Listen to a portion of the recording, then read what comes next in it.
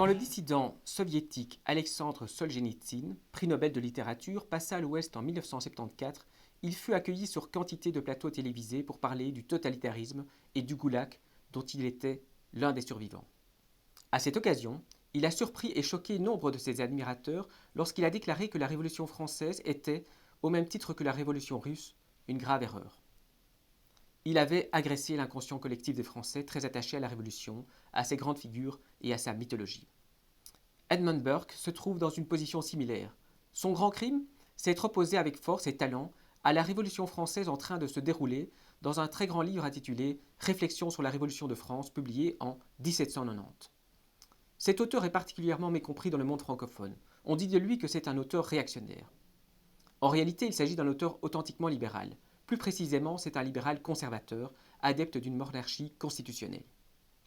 L'ouvrage de Burke a ceci d'intéressant qu'il nous livre, en temps réel, une analyse libérale de la Révolution française. Une analyse qui, à bien des égards, est prophétique.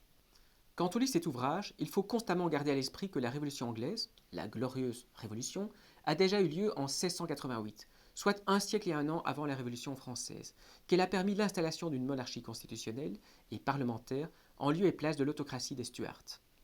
Il écrit d'ailleurs, au début de son ouvrage, qu'il a l'honneur d'appartenir à plusieurs clubs où la Constitution anglaise et où les principes de la Glorious Revolution, c'est-à-dire rien moins que les principes fondateurs du libéralisme, sont vénérés. Si l'on ne comprend pas cela, on ne comprend pas l'ouvrage de Burke.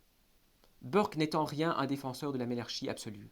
Burke est conservateur parce qu'il considère que la société a besoin de structure et que si des réformes sont certes nécessaires, elles doivent être graduelles. Il ne faut pas mettre à bas tout l'édifice comme on s'y emploie en France. Burke est surtout catastrophé par le bouleversement institutionnel majeur. En détruisant le système en place, les révolutionnaires ont également détruit tous les contre-pouvoirs et autres freins traditionnels du despotisme. Il perçoit que la mécanique mise en place par l'Assemblée ne va pas tenir, et il explique de manière argumentée pourquoi elle est aussi précaire qu'artificielle. Il anticipe les événements de la terreur qui surviendront 5 ans plus tard. Il plaide pour que les Français adoptent le régime constitutionnel anglais. En leur adressant ce conseil, il n'est pas motivé par un sot chauvinisme, mais parce qu'il est persuadé que cette constitution est de nature à prévenir des maux qui autrement ne manqueront pas de surgir. Et l'histoire lui donnera malheureusement raison. Il constate que la France est devenue l'otage d'une assemblée incontrôlable, au pouvoir illimité, et dont l'action n'est plus bornée par aucun principe ou aucune maxime. Burke anticipe également la crise économique qui éclatera en 1795 suite à la confiscation des biens du clergé et à l'émission des assignats. Il reproche au mouvement révolutionnaire son mépris du droit de propriété. La spoliation des biens de l'Église le révolte, parce qu'il se rend compte que si l'État a réussi à confisquer les biens de toute une catégorie sociale, il ne s'arrêtera probablement pas en si bon chemin. Edmund Burke constatait avec amertume que l'Assemblée nationale avait écrasé tous les corps intermédiaires et tous les privilèges, parachevant, par ce fait même, l'œuvre des monarques absolus.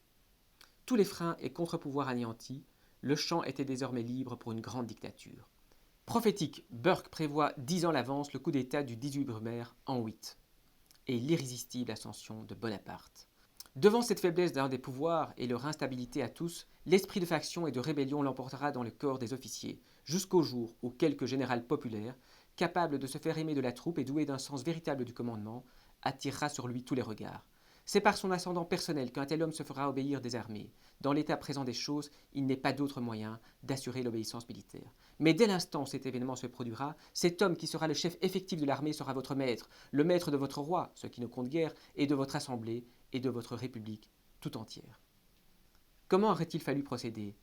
Ce que nous dit Burke, c'est que le changement, quand il est nécessaire, doit se faire en s'appuyant sur ce qui existe. Burke appartient à la tradition libérale de l'ordre spontané qui s'oppose au modèle cartésien de la table rase. Le bon réformateur, dit-il, cherchera toujours à tirer le meilleur parti des matériaux déjà existants. Il ne faut jamais perdre de vue que les gens vivent dans ce qui doit être réformé. C'est un peu comme quand on répare une maison qu'on habite.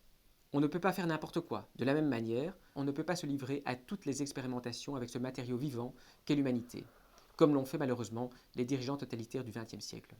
En résumé, le bon réformateur, c'est quelqu'un qui, pour reprendre la belle formule de Burke, ne se penche sur les défauts de l'État que comme sur les blessures d'un père, dans la crainte et le tremblement, et avec une pieuse sollicitude.